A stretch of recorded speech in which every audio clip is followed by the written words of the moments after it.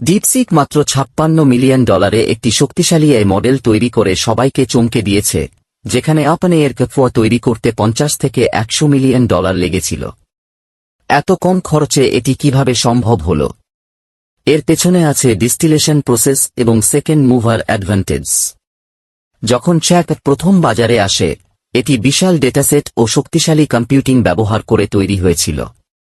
কিন্তু ডিপসিক এই মডেলগুলোর ওপর ভিত্তি করে নতুন কিছু তৈরি না করে উন্নত সংস্করণ বানানোর কৌশল নিয়েছে।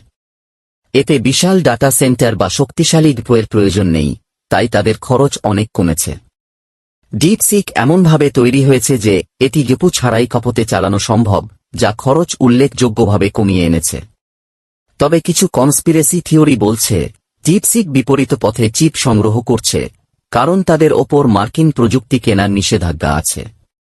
ডিপসিকের প্রতিষ্ঠাতা ইলেকট্রিক্যাল ইঞ্জিনিয়ারিং ও কম্পিউটার ভিশনের বিশেষজ্ঞ, তাই তারা অন্যভাবে বুদ্ধি খাটিয়ে তৈরি করেছে।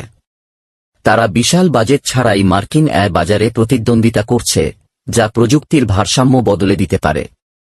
আপনার মতে ডিপসিক কি সত্যিই মার্কিন প্রযুক্তির জন্য হুমকি, নাকি এটি শুধু একটি চীনা কৌশল? আপনার মতামত কমেন্টে জানান এবং সাবস্ক্রাইব করুন টেকনিক্যাল সৌরভ নতুন আপডেট পেতে।